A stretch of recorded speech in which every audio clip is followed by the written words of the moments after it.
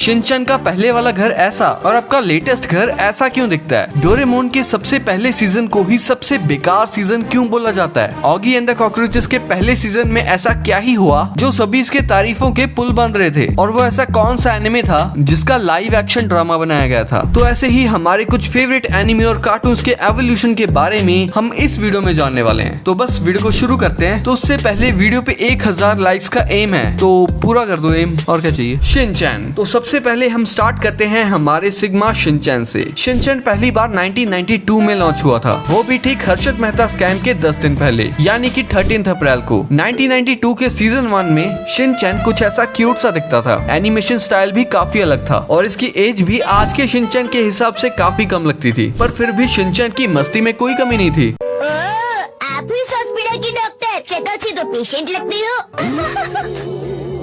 इसी टाइम से शिनचैन की हरकतें पीक पर थी, चाहे अपना छोटा हाथी दिखाना हो या फिर बमचिक बम बम करना, शिनचैन कहीं पीछे नहीं हटता था। अगले 6-7 सालों तक इसी सेम एनिमेशन स्टाइल को यूज किया गया। फिर अराउंड 2000 के समय इसको आज के दिखने वाले शिनचैन के जैसा थोड़ा बनाया गया, जो कि 2005 तक कुछ ऐसा दिखने लगा था। और इसी ट्रांजिशन के बीच में कई एपिसोड्स में शिनचैन का घर भी बदल गया। जहाँ उसका पुराना घर कुछ ऐसा फ्लैट जैसा था, वहीं नया वाला घर टिपिकल जापानीज हाउस जैसा दिखने लगा था। और शिनचैन की अब तक 30 से भी ज्यादा मूवीज बन चुकी हैं। एंड मैं आपको बता दूं कि हर मूवी में कुछ ना कुछ एनिमेशन डेवलपमेंट होता है। और फिर 2 अगस्त 2023 को जापान में ही शिनचैन की फर्स्ट एवर 3D मूवी भी रिलीज हुई, जो कि बाद में इंडिया में भी आ गई, जिसका एनिमेशन और क्वालिटी काफी अच्छी है। वैसे इसको शिरोगुमी आईएनसी ने ही प्रोड्यूस किया था, जिन्होंने ही डोरेमोन की इन 2 3D मूवीज को प्रोड्यूस किया था। गुड मॉर्निंग बच्चों, मेरे पास तुम्हारे लिए खुशखबरी है। क्या है? क्या आप स्कूल छोड़कर जा रही हैं?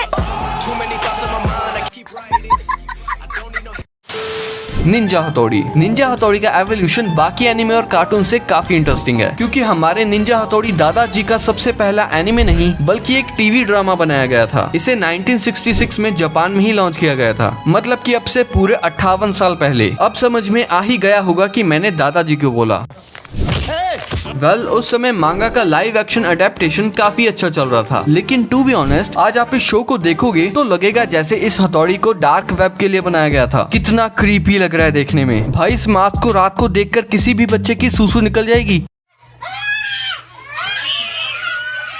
इस टीवी ड्रामा की टोटल 2 सीजन्स बनाए गए थे, जिसके हर सीजन में 26 एपिसोड्स थे। अब मेकर्स को अपनी गलती एहसास होने के बाद फाइनली 1981 में निंजा हथौड़ी के एनिमे को बनाया गया था, जिसकी उस समय के हिसाब से काफी डिसेंट एनिमेशन क्वालिटी थी। इसको देखकर आपको पक्का नॉस्टैल्जिया वाली वाइब आने वाली है। आप ऐसे क्यों बैठी हैं? कोई परेशानी है क्या? क्योंकि मैंने सुबह से कुछ खा रही है बेटा, भूख से मेरे पेट में चूहे कूद रहे हैं। परेशान होने की जरूरत नहीं है। वहाँ देखो, वहाँ बेकरी है, जाकर खरीद लो आंटी।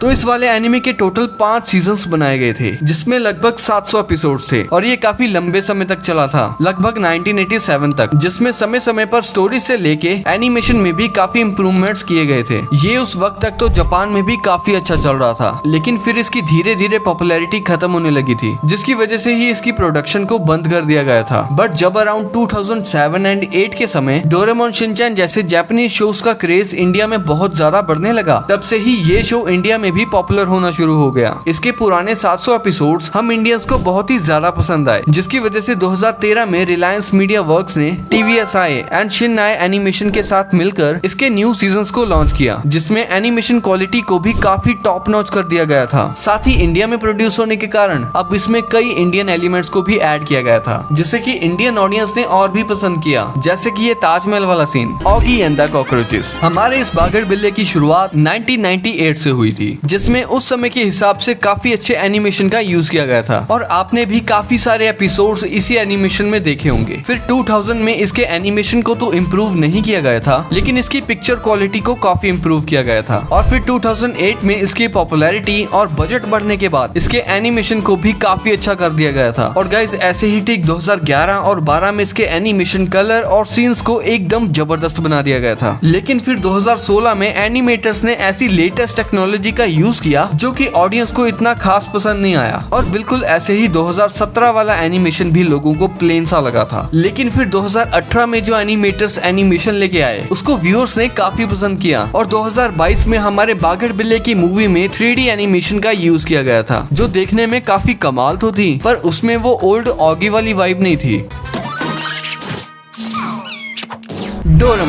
डोरेमोन का सबसे पहला एपिसोड 1973 में आया था, जिसे आप में से शायद किसी ने भी नहीं देखा होगा क्योंकि इसे कभी इंडिया में ऑफिशियली रिलीज ही नहीं किया गया। पर इसका आर्ट स्टाइल काफी पुराना और अलग था और इसमें तो कैरेक्टर्स को पहचानना भी काफी मुश्किल था और साथ ही इसे डोरेमोन की सबसे वर्स्ट सीरीज भी कही जाती है। साथ ही इसमें काफी क्रीपी एपिसोड्स भी थे और शायद इसी की वजह से ये उतना अच्छा परफॉर्म नहीं कर पाई थी। पर फिर 6 सालों बाद 1979 में इसके एनिमेशन और स्टोरी लाइन को थोड़ा सा इम्प्रूव करके इसे वापस लाया गया, जो कि कहीं ना कहीं उस वक्त के लिए काफी डिसेंट सीरीज थी। और भाई इसके कुछ एपिसोड्स आपने इंडिया में भी देखे होंगे। फिर 1984 में इसकी एक मूवी आई थी, बट अनफॉर्चुनेटली ये मूवी इंडिया में रिलीज नहीं हो पाई थी। पर हाँ, जब इसकी रीमेक मूवी को बनाया गया था तो वो इंडिया में रिलीज हुई थी। फिर अराउंड 1990s तक डोरेमोन के एनिमेशन को काफी अच्छा इम्प्रूव कर दिया गया था, क्योंकि तब तक डोरेमोन बच्चों के बीच में बहुत ही ज्यादा पॉपुलर बन चुका था और इसी दौरान डोरेमोन की काफी सारी मूवीज को भी रिलीज किया गया था, जिसको जापानीज ऑडियंस ने भी काफी पसंद किया। फिर 2005 से लेकर 2007 तक इसके एनिमेशन को और भी ज्यादा इम्प्रूव किया गया। लाइक लिटरली कैरेक्टर्स को और ज्यादा ग्लो दिया गया, उनको थोड़ा बफी टाइप बनाया गया, जो कि आज भी देखने में काफी ज्यादा प्यारे लगते हैं। और अगर आप इनकी न्यूली रिलीज मूवीज को भी देखोगे या फिर एपिसोड्स को ही देखोगे तो भी आप ये ऑब्जर्व कर सकते हो कि इनकी पिक्चर क्वालिटी कितनी ज्यादा इम्प्रूव हो चुकी है, कैरेक्टर डिजाइन भी कितने ज्यादा इम्प्रूव हो चुके हैं। एंड भाई ब्यूटीफुल सीनरीज एंड म्यूजिक का तो पूछो ही मत। और हाल ही में तो डोरेमोन की काफी सारी 3D मूवीज को भी रिलीज किया गया है, जिनकी भी प्रोडक्शन काफी टॉप नॉच है।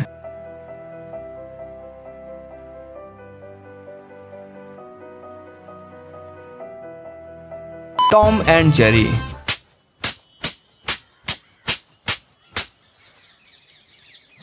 जितनी जल्दी नवाज भाई का चांटा एवोल्यूशन हुआ, सेम ऐसा ही हाल टॉम एंड जेरी का हुआ। टॉम एंड जेरी की शुरुआत 1940 से हुई और यहाँ से लेकर 2021 तक तकरीबन इसमें 11 बार चेंजेस हो चुके हैं। और ना सिर्फ इसका एनिमेशन बल्कि इसके डायरेक्टर और मीडिया हाउस भी कई बार चेंज हो चुके हैं। जैसे 1940 में इसे हैना एंड बारबेरा नाम का एक स्टूडियो एनिमेट और डायरेक्ट करता था और इसमें उन्होंने बिल्कुल टॉम एंड जेरी को कॉमिक बुक वाला लुक दिया था।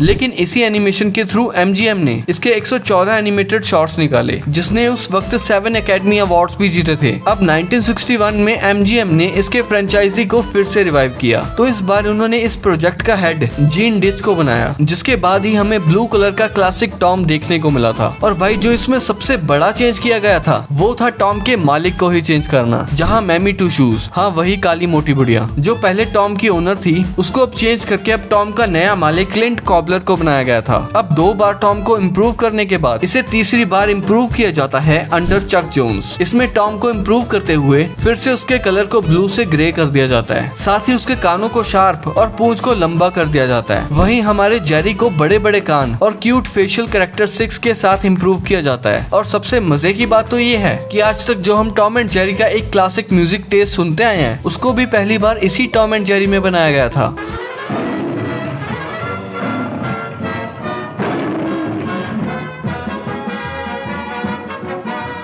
अब आता है 1975 का दौर, जहां टॉम एंड जेरी का एक और नया फेज स्टार्ट होता है, जिसमें हैना एंड बारबेरा के under the Tom and Jerry show को लॉन्च किया जाता है। अब इसके एनिमेशन में हमें कोई खास इंप्रूवमेंट तो देखने को नहीं मिलता है, लेकिन अब जेरी को पहली बार एक रेड बो टाई पहनाई जाती है, क्योंकि 1975 के समय की अमेरिका की गवर्नमेंट ने वायलेंस इन किड्स टेलीविजन पर कुछ स्ट्रिक्ट रूल्स बना दिए थे, और जिसकी ही वजह से इस वाले टॉम एंड जेरी में बहुत ही कम वायलेंस देखने को मिला था। एंड इवन जो आप कभी कभी टॉम एंड जेरी की यारी दोस्ती देखते हो ना, वो भी यहीं से स्टार्ट हुई थी। बट इन दोनों की ये यारी और जेरी की टाई 1980s तक ही चली, क्योंकि इसके बाद फिर से फिल्मेशन स्टूडियोज के अंदर हमें वैसे ही टॉम एंड जेरी देखने को मिले जैसे वो पहले थे।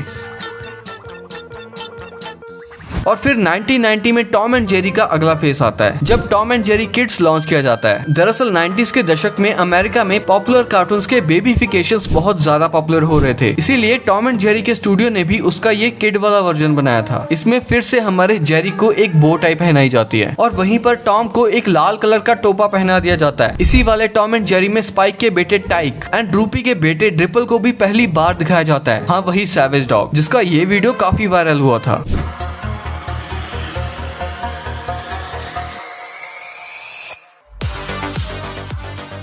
फास्ट फॉरवर्ड 2008 में फिर से टॉम एंड जेरी को एकदम मस्त वाला एनिमेशन डेवलपमेंट करके वार्नर ब्रोस द्वारा लॉन्च किया जाता है, जिसकी एनिमेशन काफी डिसेंट होती है। वार्नर ब्रोस ने अपनी लेगेसी को आगे बढ़ाते हुए इसकी एनिमेशन क्वालिटी को 2014 में भी इम्प्रूव किया था, जिसमें कंटेम्पररी 2D स्टाइल का यूज किया जाता है, जो कि काफी नीट एंड क्लीन एनिमेशन मानी जाती है। वैसे हमें 2021 में टॉम एंड जेरी की एक 3D मूवी भी देखने के लिए मिली थी, बट उसको लोगों ने पसंद करना तो दूर, उल्टा काफी क्रिटिसाइज किया था। तो ये थे हमारे कुछ फेवरेट कार्टून्स जिनके एवोल्यूशन के बारे में हमने जाना। तो अब आप बताओ कि आपका फेवरेट कार्टून या एनिमे कौन सा था और जो अब भी है, और आगे भी हम कार्टून्स और एनिमेस के फैक्ट्स के बारे में जानेंगे। तो सब्सक्राइब कर लो यार, एंड ये 2 वीडियोस भी चेकआउट कर लेना। एंड ये वीडियो पसंद आए तो इसको लाइक कर दो। मिलते हैं किसी अगली वीडियो में, तब तक के लिए कीप द नॉलेज।